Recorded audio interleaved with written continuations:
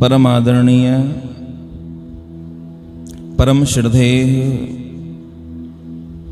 आचार्य सद्गुरु स्वामी टेऊराम जी महाराज, उनकी ही कृपा, उनकी ही छत्र छाया, उनका ही आशीर्वाद हम सबको प्राप्त है। और सुंदर भाव, सुंदर प्रार्थना, सुंदर मन की उस भावना को व्यक्त किया जा रहा है। लिख रहे हैं कि तेरा है आधार, गुरुवर तेरा ही सहारा है। मेरे दिल ने तुम्हें पुकारा है। नैया पार लगा, मुझको सूझे नहीं किनारा है। देखा जाए तो बात एकदम सच्ची सटीक लिखी गई है।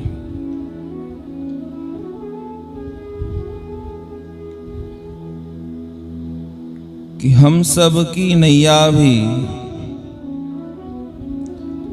बीच भंवर में, बीच उस मझधार में डोल रही है। पता तक नहीं है कि किस और जाना है, किस और जाना चाहिए।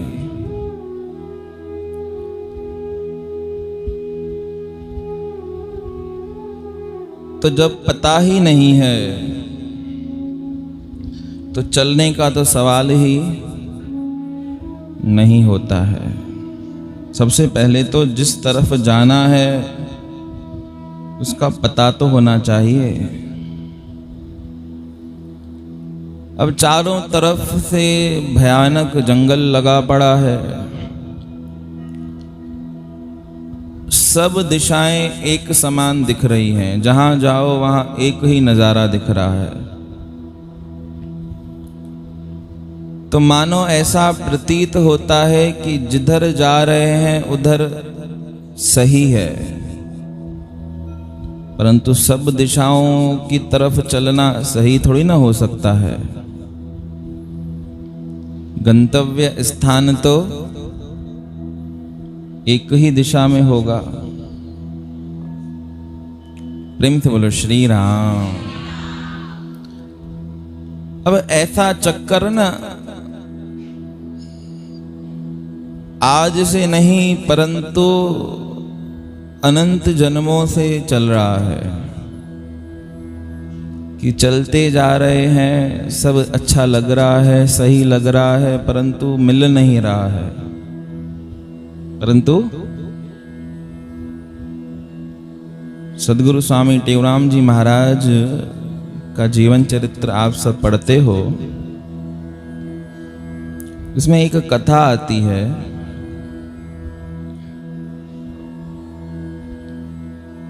कि एक महल है राजा का। उस महल में एक सूरदास कैद हो गया है, जिसको दिखाई नहीं देता है। सुनिए ना कथा, पढ़ी भी होगी।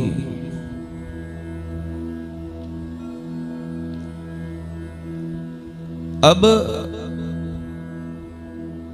महल के 84 दरवाजे हैं। कितने? और 84 के 84 बंद लगे पड़े हैं। केवल एक द्वार खुला हुआ है। अब सूरदास को जो आंख से नहीं देख पाता है उसको बाहर जाना है। कैसे जावे? तो मन में भाव आ गया कि ये जो दरवाजे हैं जो बंद प्रतीत हो रहे हैं, बंद हैं, इनको हाथ लगाता हुआ चलता जाता हूं, और जो दरवाजा खुला होगा उसमें अपने आप हाथ अंदर चला जाएगा। प्रेम से बोलो श्री राम, फिर भी बोलो सतनाम साखी। अब उस सूरदास ने क्या किया कि हाथ लगाता हुआ चलता चला धीरे धीरे। एक दरवाजा पूरा हुआ, मन में खुशी मिली कि एक दरवाजा पार कर लिया। एक से दूसरा, दूसरे से तीसरा, तीसरे से चौथा, चलता चल रहा था।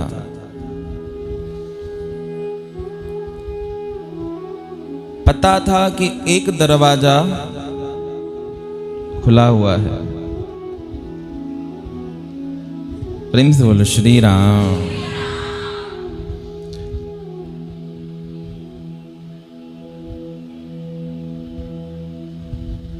धीरे धीरे अपने उस गंतव्य पथ पर पलायन हो रहा था।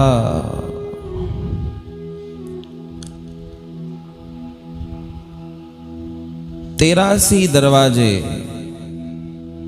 83 डोर, वो सब उसने पूरे कर लिए हाथ लगा लगा कर। अब देखो ना माया का प्रभाव कैसा होता है। भटकाव अगर जीवन में चल रहा है तो वो कैसे जीवन को अलग दिशा में मोड़ देता है। कथा बतलाती है कि जैसे ही 84वां दरवाजा आया तो उसको खुजली होने लगी, और उसने क्या किया, अपने हाथ को उस दरवाजे से हटाकर शरीर पर खुजाने लगा। सुनिए ना कथा, जीवन चरित्र में आई है।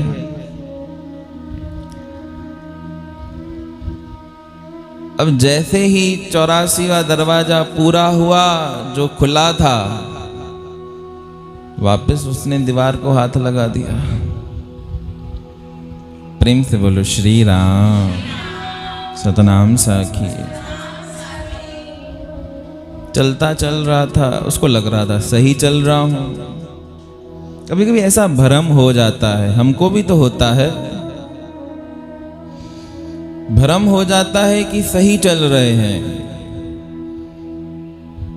परंतु क्या हमारे सही और गलत से वास्तविकता का कनेक्शन है क्या? बहुत बार देखा जाता है कि हम अपना ही एक अनुमान लगा देते हैं किसी भी परिस्थिति को देखने के लिए, अपना ही अनुमान लगा देते हैं और उससे उस परिस्थिति को सही और गलत बना देते हैं। परंतु क्या हमारे अनुमान लगाने से, हमारे सही गलत करने से परिस्थितियां सही गलत होती हैं क्या? नहीं होती हैं। परिस्थिति अपनी ही एक दिशा में चलती है। हमने ऐनक ऐसी पहनी होती है, चश्मा ऐसा लगाया होता है जो हमको वो परिस्थिति सही और गलत दिखती है। एक दफे की बात है, एक ना व्यापारी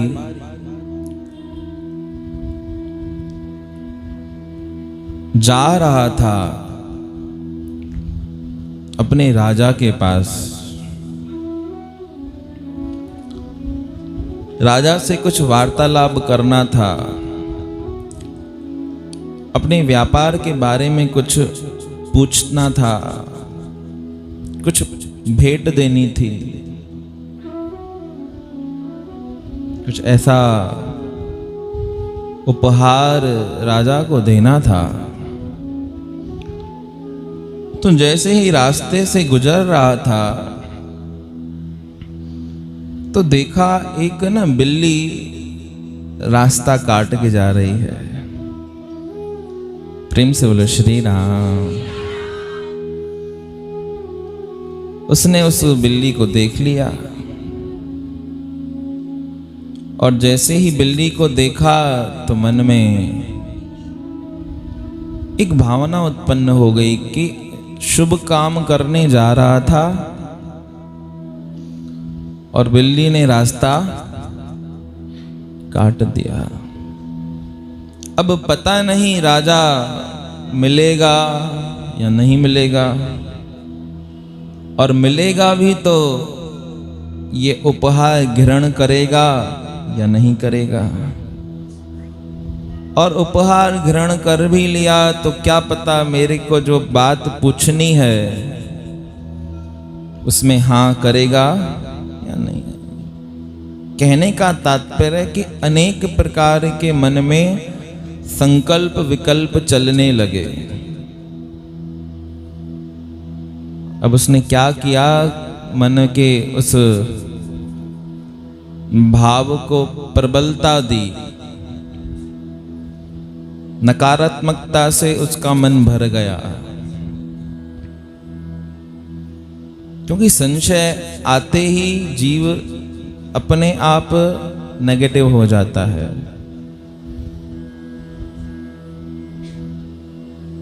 उपहार लेकर उसी समय उसी रास्ते से लौटने लगा और लौट कर घर पर पहुंचा। तो जैसे ही घर पर पहुंचा तो उसकी जो बीवी थी, पत्नी थी, उसने पूछा कि जल्दी आ गए, आप तो राजा से मिलने गए थे।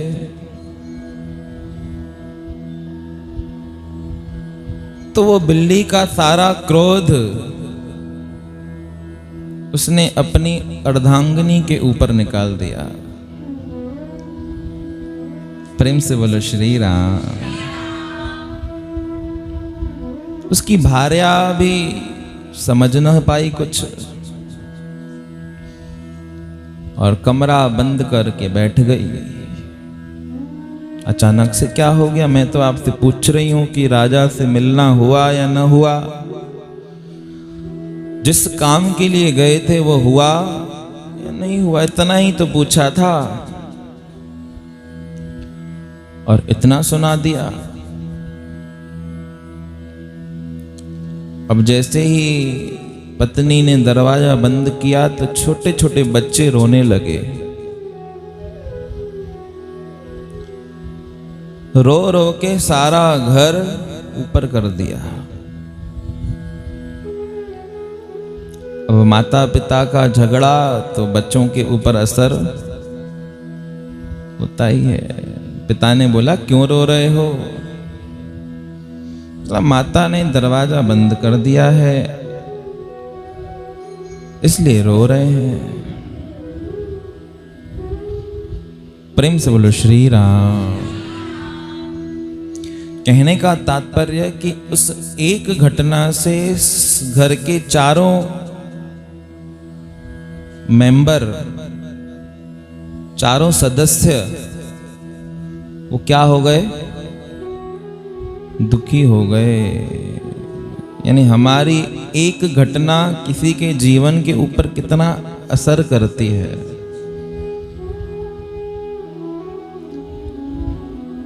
अब उसी रास्ते से दूसरे दिन एक दूसरा व्यापारी राजा से मिलने के लिए जा रहा था। उसका भी औचित्य यही था कि राजा को कुछ उपहार भेंट किए जाएं और उपहारों के बदले राजा से स्वीकृति ली जाए किसी काम के लिए।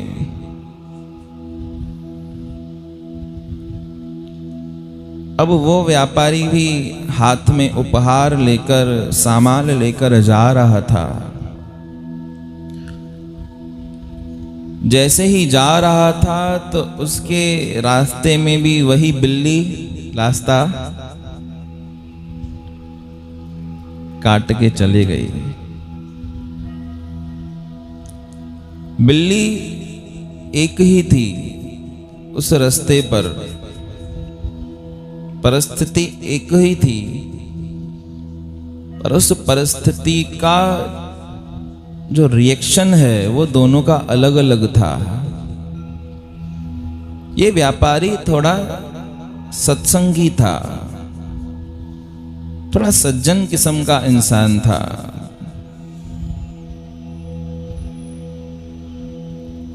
तो इसके जीवन में अपने आप एक सकारात्मकता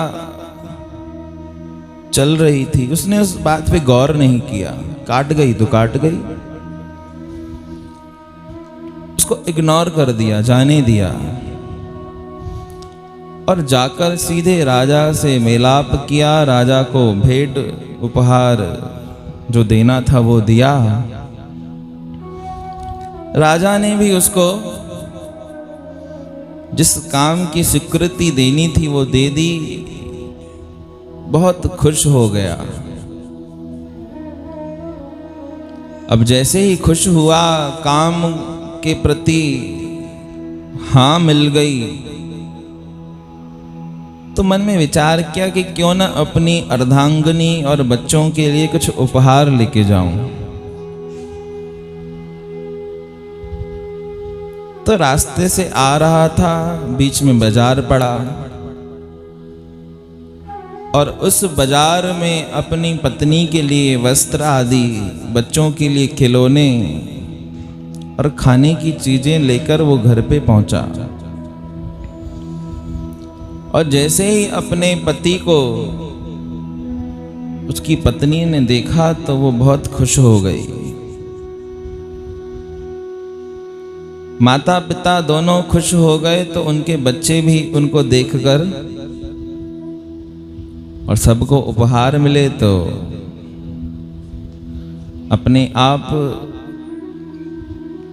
खुशी की लहर दौड़ उठी घर में। अर्थात एक अलग ही माहौल क्रिएट हो गया। अब विचार करो कि क्रिया दोनों ने एक जैसी की, परंतु एक ने उस क्रिया में नेगेटिविटी, नकारात्मक सोच रखी तो उसका प्रभाव क्या हुआ कि स्वयं भी दुखी और अपने साथ साथ अपने से जो जुड़े हुए हैं वो भी दुखी हो गए। प्रेम से बोलो श्री राम, सतनाम साखी। और उसी व्यापारी ने उसी बिल्ली को अनदेखा कर लिया और चलता गया, तो पहुंच कर खुश भी हो गया। तो कई बार देखा जाता है हमारे जीवन में भी हम अपने ही अनुमान से सुख और दुख को खरीद करते हैं। होता कुछ और है, मान कुछ और लेते हैं और हमें लगता है हम सही हैं, परंतु सही और गलत का हिसाब किताब हमारे से नहीं होता है। अब हम अगर देर से उठे और मन में विचार किया कि अभी तक अंधेरा बना पड़ा रहे, तो क्या हमारे लिए सूर्य भगवान रुकने वाले हैं क्या? उनका तो अपने टाइम पर ही उदय होना है और अपने टाइम पर ही अस्त होना है। उससे हमारे उठने और सोने का कोई आपस में कोई कनेक्शन नहीं है। वास्तविकता तो वो सूर्य नारायण है, और हम अगर उसके हिसाब से उठ गए तो सही हो गया, नहीं उठ पाए तो गलत हो गया। अर्थात सही और गलत हमारे खुद का देखने का नजरिया होता है। तो बहुत बार ऐसा लगता है कि हम सही हैं,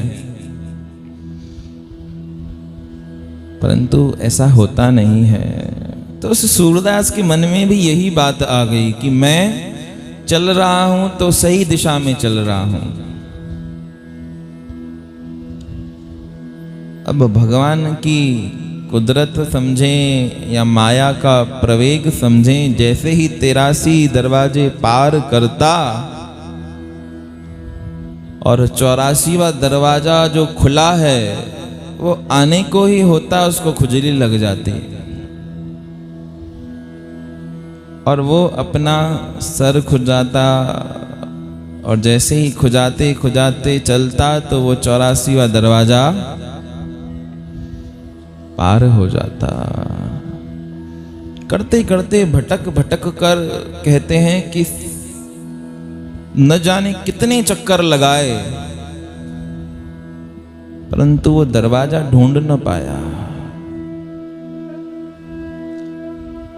उस कथा का सार क्या कहता है कि बहुत बार हमको लगता है कि चल रहे हैं और चल भी सही दिशा में ही रहे हैं, परंतु संसार में संसार के विषयों की खुजली हमको ऐसी लगती है जो चलने के बाद भी मंजिल नहीं मिलती है। तो क्या करना चाहिए? महापुरुष बोलते हैं कि जो भी कर रहे हो उसमें गुरु को शामिल करो, कि गुरु की कृपा हो रही है, भगवान की कृपा हो रही है, तभी ही हम चल सकते हैं, तभी ही उस मंजिल को प्राप्त कर सकते हैं। कि जब तक कहता मैं कुछ करता, तब तक गर्भ योनि विच पड़ता।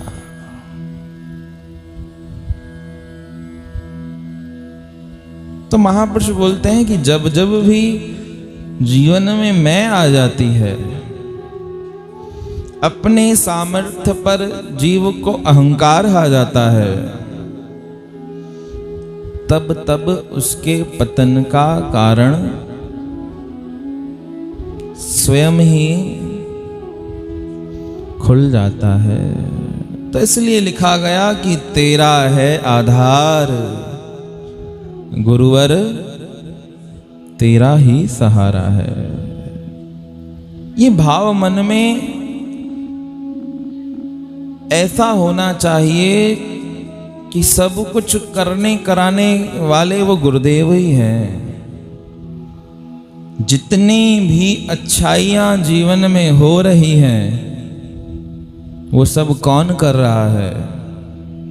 वो गुरुदेव करवा रहे हैं। और जितनी भी जीवन में बुराइयां हैं, जितने भी पाप हैं, वो किसके हैं? वो मेरे हैं। जीवन को जीने का सलीका, जीवन को जीने का तरीका महापुरुषों ने ये बतलाया है कि जितने भी सद्गुण हैं वो गुरु के हैं, और जितने भी दुर्गुण हैं वो किसके हैं? वो मेरे हैं। अब परस्पर देखा जाता है कि इसमें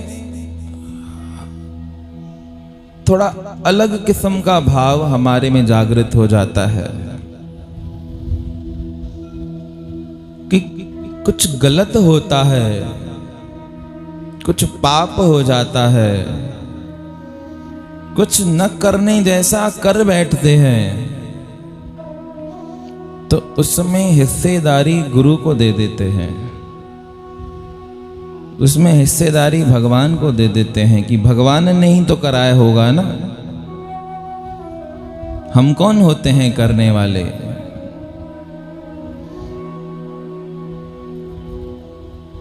फिर वो ज्ञान, फिर वो अपनी बुद्धि का जो बुद्धि भटकाने वाली है उसका सारा खेल शुरू होता है कि तेरी कृपा के बिना हे प्रभु मंगल मूल, पत्ते तक हिलते नहीं, खिले न कोई फूल। अरे जब उसकी कृपा से पत्ता नहीं हिलता तो ये पाप कर्म करने वाला मैं कौन होता हूं? ये भी भगवान ने ही कराया होगा। ये भी अब कहते हो या नहीं कहते हो, ये सबका अपना अपना मन जाने, क्योंकि इसमें तो किसी को पकड़ नहीं सकते ना।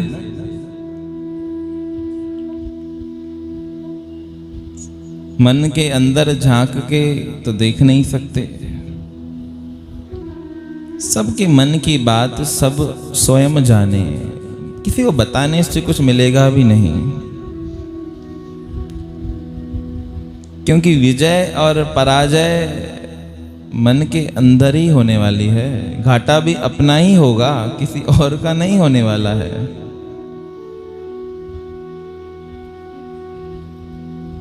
प्रेम से बोलो श्री राम। तो देखा जाता है कि जितनी भी बुराई हो जाती है तो उसके कारण हम परमात्मा को देते हैं, और जब जब भी भलाई कर बैठते हैं, जब जब भी कुछ अच्छा हो जाता है, अकस्मात हो जाती है कभी कृपा, तो अच्छा भी हो जाता है। गुरु महाराज जी का भजन है, गुण दोषों से मिश्रित ये सारा संसार है। गुण दोषों से मिश्रित ये सारा संसार है। केवल गुण ही गुण हो तो भी बात नहीं बनेगी, और केवल दोष ही दोष हो तो ऐसा भी नहीं होने वाला है। जितने भी संसार में व्यक्ति विशेष हैं उनमें कुछ दोष हैं और कुछ गुण हैं। मुख्यतः 3 गुण बताए गए। जीवन जीने की जो प्रवृत्ति है उसमें शास्त्र जो बतलाते हैं वो मुख्यतः 3 गुण हैं, जिसमें समस्त चक्कर चलता है। वो 3 गुण हैं, सतोगुण, रजोगुण और तमोगुण। सत्व, रज और तम। अब देखा जाता है किसी में सतोगुण की प्रधानता होती है तो वो सज्जन कहलाता है। सज्जन लोग, संत लोग, सीधे साधे लोग क्या होते हैं, उसमें सत्वगुण की प्रधानता है।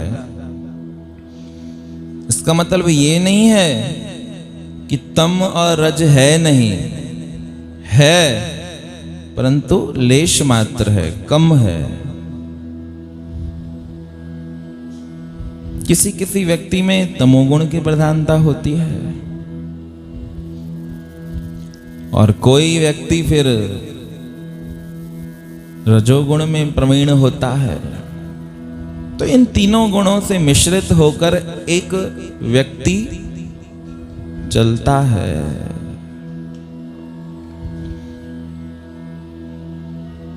तो जीवन में जितने भी दुर्गुण हैं उसको करने वाले तो भगवान है,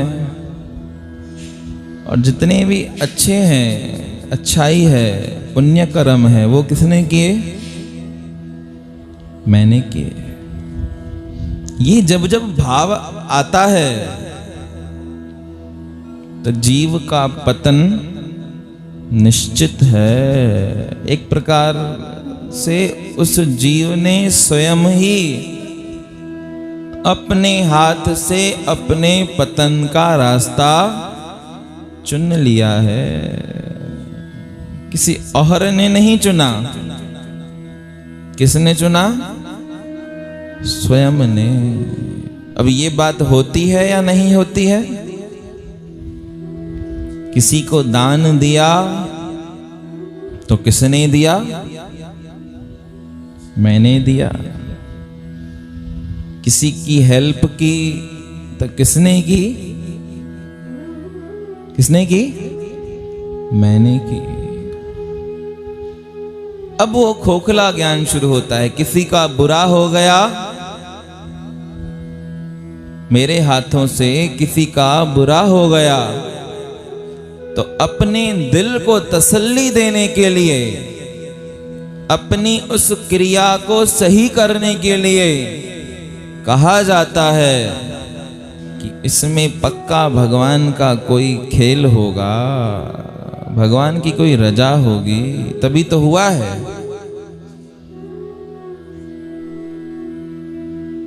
क्या राम ने तुमको बोला था पाप करने के लिए? भगवान ने प्रेरणा दी थी किसी का बुरा करने के लिए। इसीलिए ही तो जो ये अधूरा ज्ञान है ना, वो सबसे बुरे से बुरा होता है। हम सबको ये रोग लगा हुआ है कि न जानने के बाद भी भ्रांति होती है कि मैं तो सब कुछ जानता हूं, जानते कुछ नहीं है। क्योंकि अगर जान जाते तो फिर बोलना नहीं पड़ता कि जानता हूं। जब जब मन में भाव आ जाता है जानने का कि हाँ मैं तो जानता हूं, महापुरुष बोलते हैं कि पक्की बात है कि कुछ नहीं जानता है तभी तो बोल रहा है। तो अपने मन को दिलासा देने के लिए, अपने आप को उत्कृष्ट बनाने के लिए, स्वच्छ बनाने के लिए, स्वच्छंद बनाने के लिए अपने ही मन में गड्ढा खोदकर गिरने का पूरा, क्या बोलते हैं इसको, योजना बना देते हैं। स्वयं ही अपने हाथों से गड्ढा खोदा और स्वयं ही उसमें गिरने के लिए तैयार हो जाते हैं। दोष किसी और को देंगे कि गड्ढा मैंने थोड़ी ना खोदा, गड्ढा तो किसी और का है। अब किसी और के गड्ढे में गिर भी जाएं तो भी बात भली कहलाती है कि किसी और ने खोदा था और गलती से गिर गए। पर यहां पर तो स्वयं ही खोदते हैं और स्वयं ही गिरते हैं और फिर रोते भी स्वयं ही हैं। परंतु विडंबना ये है कि स्वयं गड्ढा खोदा, स्वयं गिरे, स्वयं रोए, पर उसके बाद भी समझ कुछ नहीं आया। मन में यही भ्रांति होती है कि अभी तो मैंने तो कुछ किया ही नहीं। श्रीमद् भागवत का एक प्रसंग आता है।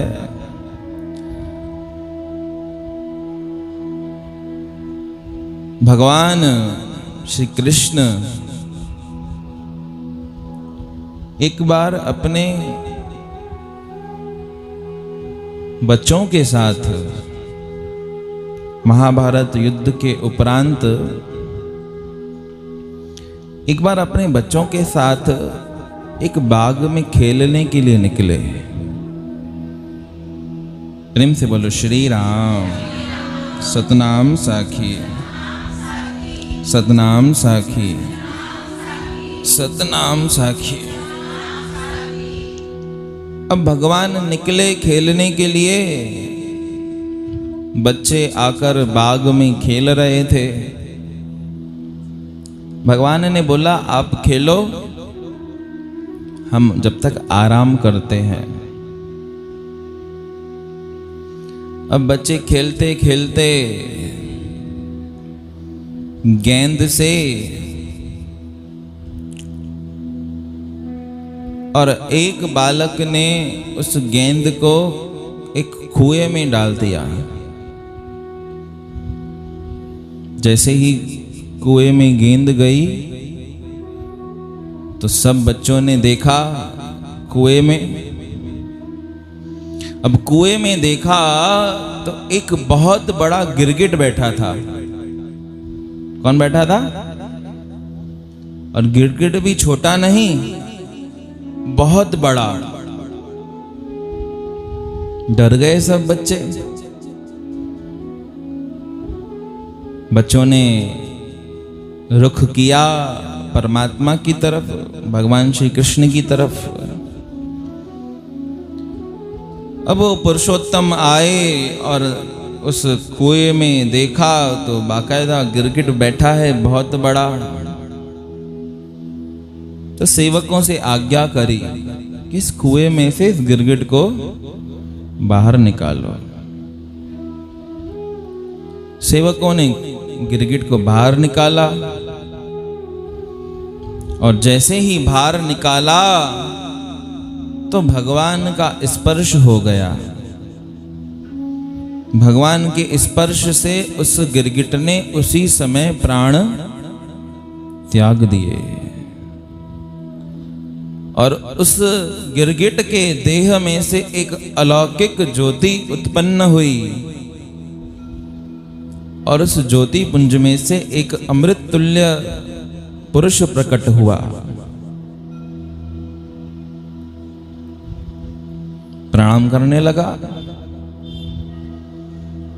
भगवान ने पूछा कि कौन हो भाई आप और क्या लीला है? प्रेम से बोलो श्री राम। खुल के सुनाओ।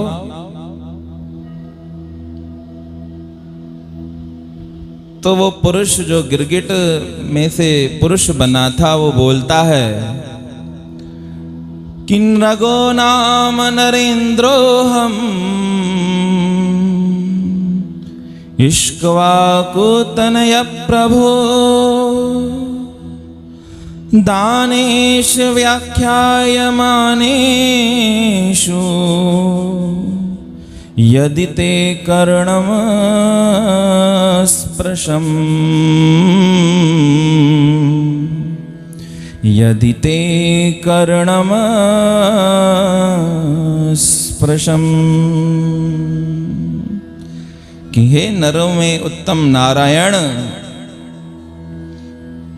जब भी कभी किसी दानियों की बात आपने सुनी होगी, दानियों की चर्चा सुनी होगी, तो उसमें मेरा नाम अवश्य सुना होगा। नृगो नाम नरेंद्रो हम। मेरा नाम नृग है, मेरा नाम नृग है। इक्ष्वाकु तनय प्रभु, राजा इक्ष्वाकु का मैं पुत्र हूं। और जब कभी दान देने की बात आती है, दानियों का जिक्र होता है, तो यदि ते कर्णम स्पृशम, आपके कानों में मेरा नाम तो गया ही होगा। प्रेम से बोलो श्री राम। अब भगवान हंसने लगे, बोलने लगे कि तू अगर दानी है तो गिरगिट क्यों बन गया? क्या दान किया? ऐसा क्या दान कर दिया जो गिरगिट बनना पड़ा? तो राजा नर्क बोलता है कि मैंने एक दान किया हो तो आपको बताऊं, मैंने तो बहुत कुछ दान किया है। कि जिस प्रकार से रेत की गिनती नहीं हो सकती, आसमान में कितने तारे हैं गिनती कर सकते हो क्या?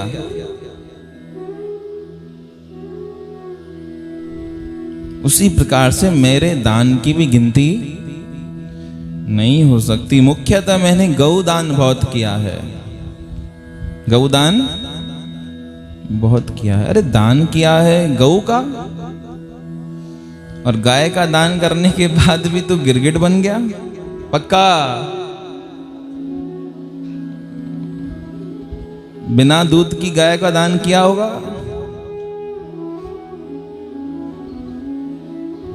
बहुत से लोग होते हैं ना सियाने, अब बुढ़ी हो गई गाय तो चलो दान कर दो, ऐसा ही किया होगा तूने? तो बोलता है नहीं, बोलता है पयस्विनी, मैंने जो गाय का दान किया वो पयस्विनी यानी दूध को देने वाली, तरुणी। आप बोल रहे बुढ़ी? बुढ़ी नहीं, जवान गाय का दान किया है। प्रेम से बोलो श्री राम। सतनाम साखी, सतनाम साखी। भगवान बोलने लगे कि तो पक्का कुछ और गड़बड़ करी होगी तूने।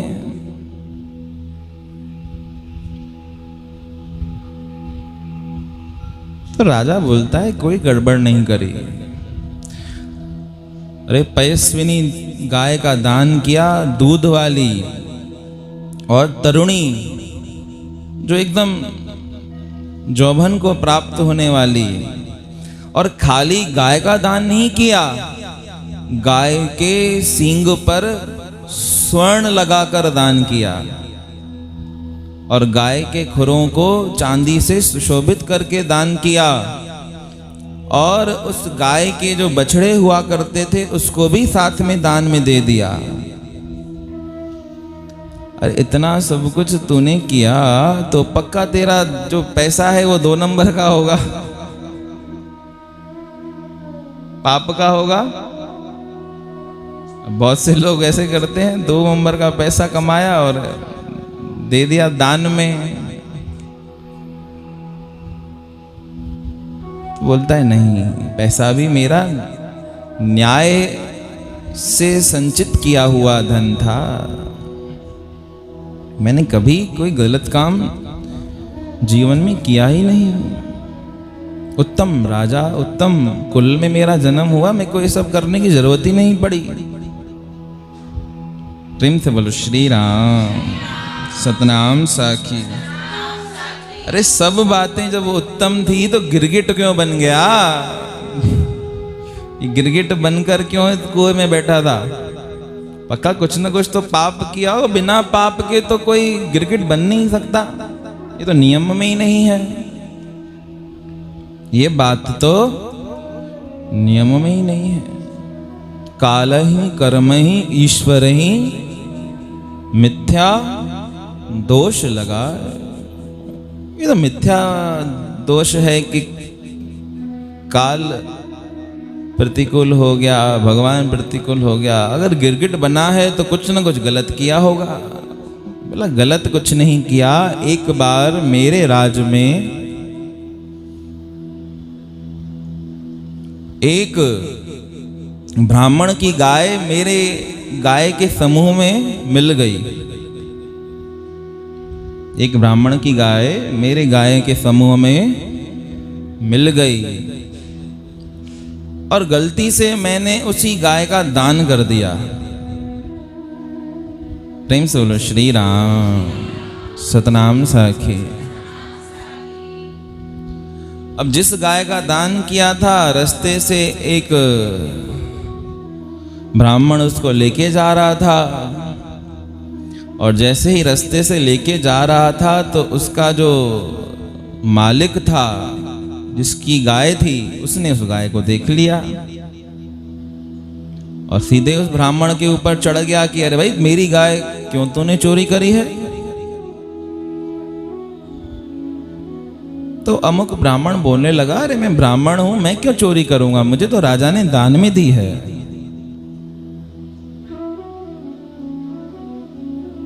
क्या गुत्थी है, चलो राजा के पास। अब दोनों ब्राह्मण आए मेरी राज्यसभा में और अपना ये वाकया बताया। एक बोल रहा था कि मेरी गाय इसके पास आ गई है और ये बोल रहा है कि वो तो आपने दान में दी है। प्रेम से बोलो श्री राम। अब राजा ने देखा, बोला गलती तो हो गई है।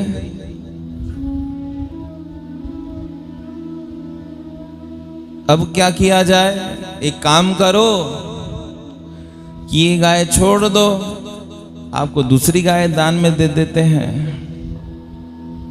तो जिसकी गाय थी उसका प्रण था कि वो कभी दान लेता ही नहीं था। वो ब्राह्मण ऐसा था कि आज तक न दान लिया है न कभी लूंगा। अच्छा भैया, तो आप जिसको मैंने ये दान दिया है उस ब्राह्मण को बोलने लगा कि आप ये गाय इसको वापस लौटा दो, आपको इसकी जगह जितनी गाय चाहिए वो ले लो। तो अमुक ब्राह्मण बोलने लगा, अरे इसकी पूंछ पकड़कर आपने संकल्प किया है, संकल्प करके गाय दान में दी है, अब इसको थोड़ी ना मैं वापस लौटाऊंगा। एक बार दिया हुआ दान वापस कैसे लौटा सकता हूं? प्रेम से बोलो श्री राम, सतनाम साखी। अब दोनों का लड़ाई झगड़ा वहां पर चालू हो गया। राजा के पास कोई उपाय था नहीं। क्या करता राजा? एक ने संकल्प लिया हुआ था कि मैं कभी दान लेता नहीं हूं। अब जब दान ही नहीं लेता, किसी से कुछ लेता ही नहीं है, तो उसको दे नहीं सकते। और दूसरे जिसने लिया था वो बोल रहा था कि मैंने तो आपसे संकल्प लेके लिया है, इसको लौटा नहीं सकता। तो बात कुछ जमी नहीं, बात कुछ बनी नहीं। और दोनों ब्राह्मण उस गाय को मेरे पास छोड़कर चले गए। बोला राजा, तूने बहुत गलत काम किया है, इसका भुगतान तेरे को भोगना पड़ेगा। अब सारा जन्म, सारा जीवन, जितना भी समय मैंने उस धरती पर व्यतीत किया, कोई पाप न किया, कोई ऐसा दुर्व्यवहार नहीं किया, कोई ऐसी घटना मेरे द्वारा घटित नहीं हुई जो अशोभनीय हो। परंतु उसके बाद भी जब मैंने जीवन पूर्ण किया और मैं जाकर उस यमराज के पास पहुंचा, तो यमराज ने मुझसे बोला कि आपका जीवन उत्तम जीवन है, बहुत उत्तम कार्य किए हैं, इतना दान दिया है आपने। परंतु उसके साथ साथ दो ब्राह्मणों का वो वाकया भी आपके जीवन से जुड़ा हुआ है। एक गलती आपसे भी हो गई है। प्रेम से बोलो श्री राम, सतनाम साखी। तो बहुत सारा पुण्य आपके जीवन में है, परंतु थोड़ा सा पाप भी है। तो क्या भोगना पसंद करोगे? तो राजा ने बोला कि ये जो थोड़ा सा पाप है इसको पहले भोगना पसंद करूंगा। तो उसी का परिणाम ये हुआ कि मुझे आकर गिरगिट का जन्म लेना पड़ा। अब गिरगिट का जन्म तो मैंने ले लिया, पर उस गिरगिट के जन्म का मुक्ति कैसे होनी है? तो यमराज ने बोला कि द्वापर युग में जब परमात्मा का स्पर्श आपसे होगा तो आपका ये गिरगिट का शरीर छूट जाएगा और आप पुण्य को वापस प्रदान करोगे, वापस मिलेगा आपको वो पुण्य और स्वर्ग लोक में आपकी पहुंच वापस हो जाएगी। प्रेम से बोलो श्री राम। अब आपने स्वयं नारायण ने मुझको स्पर्श किया तो मुझे गिरगिट की योनि से मुक्ति मिल गई और ये अमृत तुल्य शरीर मुझे प्राप्त हुआ, जो देवताओं के समान ओजपूर्ण है, सुंदर शरीर है। अब मैं जाकर अपने उस लोक में जाकर निवास करूंगा। प्रेम से बोलो श्री राम। सारी घटना घटित हो गई। कहानी से, कथा से आशय लेने वाले व्यक्ति पूछते हैं कि उसमें राजा की क्या गलती है। राजा की तो कोई इतनी बड़ी गलती नहीं थी जो गिरगिट बनना पड़े। गलती से गाय समूह में मिल गई और उसने सामूहिक दान कर दिया, तो राजा की क्या गलती है। राजा तो इतना बड़ा दानी, इतने असंख्य लोगों को उसने सुख पहुंचाया, उसके बाद भी अगर गिरगिट बनना पड़े तो ये कौन सा न्याय है भगवान का। तो महापुरुष बतलाते हैं कि उसमें बहुत सारे गुण थे, परंतु एक दोष ये था कि जब भगवान को बतलाया, दान तो किया था पर दान के साथ दानाभिमान भी था। क्या परिचय दिया कि जब भी दान देने वालों की बात चली होगी तो आपने अवश्यमेव मेरा नाम सुना ही होगा। यानी दान के साथ भी वो दाना का अभिमान वो अगर जुड़ गया तो जीव को इतने सब करने के बाद भी गिरगिट बनना पड़ सकता है। प्रेम से बोलो श्री राम। राजा नृग की कथा हमको ये बतलाती है। एक साबुन होता है, साबुन, अब साबुन क्या करता है, साबुन मल धोने के काम में आता है, उससे मिट्टी साफ होती है। परंतु उसी साबुन का अगर रख रखाव न किया जाए तो साबुन के ऊपर भी मिट्टी जम जाती है। जमती है या नहीं? प्रेम से बोलो श्री राम। और उस साबुन को फिर साबुनदानी में रखा जाता है, नहीं, साबुनदानी में रखते हैं ताकि उसका रख रखाव।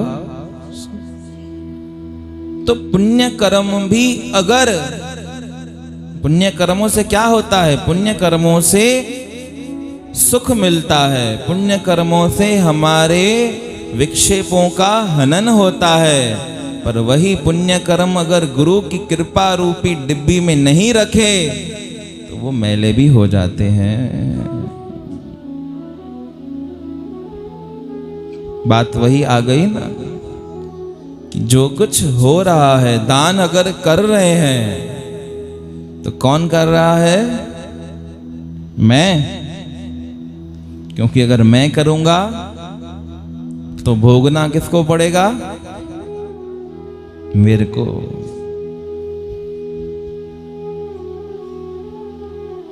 तो गुरु को आधार बना लें, गुरु को अपनी हिस्सेदारी का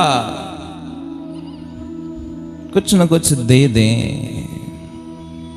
कि जितनी भी अच्छाइयां हैं मेरे अंदर में वो सब गुरु की हैं। उसका आधार लेकर चलेंगे तो एक गुरु कृपा का जो आसरा है, जो सहारा है, वो मिलता रहता है। नहीं तो शास्त्रों की बातें हैं कि इतने उत्तम कार्य करने के बाद भी जीव का पतन हो सकता है। किसने कल्पना करी होगी? उस राजा ने स्वयं भी कल्पना नहीं करी होगी कि मुझे भी कभी गिरगिट बनना पड़ेगा। गिरगिट ही क्यों बना? कि जिस प्रकार गिरगिट रंग बदलता रहता है, उन ब्राह्मणों ने उसको रंग बदलते हुए देखा। प्रेम से बोलो श्री राम। तो जीवन में बहुत बार ऐसे प्रसंग बन जाते हैं तो महापुरुष बताते हैं उत्तम जीवन जीने की जो प्रक्रिया है वो यही है कि तेरा है आधार, तेरा है आधार गुरुवर, तेरा ही सहारा है। ओ मेरे दिल ने तुम्हें पुकारा है, नैया पार लगा, नैया पार लगा, मुझको सूझे नहीं किनारा है, तेरा है आधार। तो जब गुरुदेव आधार बन जाते हैं तो समस्त द्वंद अपने आप समाप्त हो जाते हैं, समस्त क्रियाकलापों को वो स्वयं देखते हैं। इसलिए उनका आधार जरूरी है। अपने बल पर चलोगे तो हो सकता है, होगा ही, हो सकता नहीं है, होगा ही कि गिरने का डर लगा रहेगा, पर उनका आधार लेकर चलोगे तो वो सक्षम है, वो समर्थ हैं, वो सर्वज्ञ हैं, उनको सब पता है कि क्या होने वाला है, क्या नहीं होने वाला है, वो सब जानते हैं, वो बचा लेंगे आपको। इसलिए तो लिखा गया, किसी भजन में लिखने वालों ने लिखा कि तोखे खबर कहड़ी हाणे छा थींदो, ईंदी हवाया तूफान ईंदो, इहा सुध आहे सुधीरन खे, रब जे वजीरन खे, जेके मेटे सघंदा हिन तुंहिंजन लाल लकीरन खे, ओ दिल ॾे तूं फ़कीरन खे, रब जे वज़ीरन खे, जेके मेटे सघंदा हिन तुंहिंजे लाव लकीरन खे। कि तोखे ख़बर कहिड़ी हाणे छा थींदो, कहाँ पता चलता है, अचानक से पूरा स्ट्रक्चर बदल जाता है। परंतु वो अगर सहारा बन के चल रहे हैं, उनके आधार का चारों तरफ से एक ओरा बनी गई है, उनकी कृपा, उनकी छत्र छाया का अगर आसरा मिल गया है तो वो आपको कभी गिरने नहीं देंगे। इसलिए गुरु की महत्वता है। हमारे आचार्य श्री सद्गुरु साईं टेवराम जी महाराज, जिनकी पवित्र पावन चालीसा के दिन चल रहे हैं, तो महापुरुषों से यही मांगे कि हे गुरुदेव, हे सद्गुरु, हमको भी अपने उस पावन छत्र छाया का आसरा दे दो। दिया हुआ है, वो दे रहे हैं, हमेशा हमारे ऊपर अपनी कृपा, अपनी छत्र छाया बरसाए रखे हैं।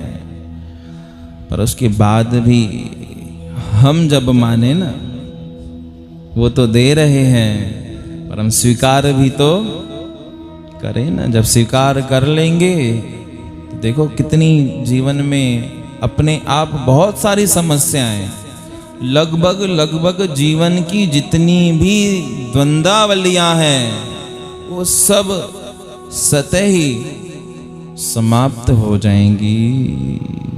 केवल उस गुरु को अपना बना ले कि मेरे दिल ने तुम्हें पुकारा है। कैसे हैं हमारे गुरुदेव? लिखा गया कि जब दुख आ जाते हैं सब छोड़ के जाते हैं, प्रेम ना कोई करे। कल निकली थी ना बात कि दुख में सिमरन सब करें, सुख में करे न कोई। जो सुख में सिमरन करे तो दुख काहे को। दुख आते हैं तो याद कौन आता है? गुरु याद आता है, परमात्मा याद आता है। और जब सुखी होते हैं तो संसार की उस चकमकता में ऐसे सराबोर होते हैं कि अपने सिवा कुछ दिखता ही नहीं है। कहाँ मान पाता है? अहंकारी व्यक्ति को उपदेश करते भी हैं तो कहाँ मानता है? मान ही नहीं पाता। उसका अहंकार उसे इतना विवश कर देता है जो अपना विनाश मंजूर है पर मानता नहीं है। प्रेम से बोलो श्री राम। एक कवि हुए हैं दिनकर, हिंदी साहित्य में बहुत बड़े कवि हुए दिनकर जी। उन्होंने एक कविता लिखी कि जब नाश मनुज पर छाता है पहले विवेक मर जाता है। जब नाश मनुष्य पर छाता है पहले विवेक मर जाता है। उसी को शास्त्रों ने गाया कि विनाश काले विपरीत बुद्धि। विनाश अगर आने वाला होगा तो सबसे पहले क्या देखा जाता है कि बुद्धि ही विपरीत हो जाती है। सत्य असत्य में प्रतीत होने लगता है, असत्य सत्य में प्रतीत होने लगता है। अब हमारे प्रतीत होने से क्या सत्य झूठ बन सकता है? क्या नहीं बन सकता। क्या झूठ सत्य बन सकता है? क्या नहीं बन सकता। अपनी अपनी मान्यताएं हमने मान ली हैं, उन मान्यताओं को छोड़ना पड़ेगा। एक रास्ता जो सच का रास्ता है वो सबके लिए समान है, उसमें कोई भेदभाव नहीं है, उसमें कोई भी न्यूनता और सर्वज्ञता नहीं, वो एक जैसा है। उसको धारण करें। वो गुरु का रास्ता है, वो परमात्मा का रास्ता है, वो संतों फकीरों दरवेशों का रास्ता है। तो अपनी समझ से जब तक जीव चलता रहता है तब तक ये सुख दुख आदि द्वंद्व उसको लगे रहते हैं। परंतु जब गुरु के आधार लेकर चलता है तो उस अपने आप ही देखा गया कि जीवन कुछ अलग राह पे चलना शुरू कर देता है। अलग दुनिया में जाकर जीते हैं। होता है या नहीं होता है? हर कोई अपने मन का विचार खुद करे कि जब तक कुछ तो प्राप्ति हुई है ना, गुरु करने से पहले और गुरु करने के बाद कहाँ था जीवन और कहाँ आकर खड़े हो गए हैं। कुछ तो बढ़े ही है ना। नरक के गर्त में जाने के लिए बेकरार बैठे थे, वहां से कुछ तो भला हुआ है जो यहाँ पर आकर बैठे हैं। नहीं तो कहाँ बैठते? नरक के गर्त में ही बैठते। यमराज से वार्तालाप चलता रहता और यमराज भी ऐसे ताड़नाएं देता नहीं, कुछ तो भला हुआ है। तो धीरे धीरे समझें, गुरु का आधार लेते हुए चलते चलें। चरेर वेती चरेर वेती चरेर वेती न अन्यथा। चलते चलो, गुरु को अपना बना के, संतों शास्त्रों की बातों को अपना बना के ये जीवन चलाते चलो। पक्का मानना कि अपने मकसद पर जरूर पहुंचोगे। और कुछ ही बात का काम है ही नहीं। एक वचन भी अगर मान लिया ना, एक वचन, तो भी कल्याण निश्चित है। इतनी व्याख्याएं हैं, इतना बड़ा पसारा है, नहीं पता हो कुछ भी, केवल एक वचन को भी धारण करके हृदय में बिठा लिया और उस पे चलते चले तो एक राम भी मोक्ष दे सकता है। ऐसी कथाएं हैं। प्रेम से बोलो श्री राम। स्वामी जी सदगुरु साईं सर्वानंद जी महाराज का वचन है, यहाँ पर आप पढ़ते हो कि भगवान के नाम, सत शास्त्रों, संतों, सतगुरु के वचन पर विश्वास और श्रद्धा करो, ये मोक्ष का सबसे बड़ा साधन है। ये बड़े में बड़ा साधन यही है। एक विश्वास उस वचन पे कर लो, उस वचन को धारण करके जीवन की गाड़ी को चलाते चलो, चलाते चलो। पक्की बात जानना कि अपने उस गंतव्य स्थान पर ही पहुंचेगी, कहीं नहीं भटक सकती।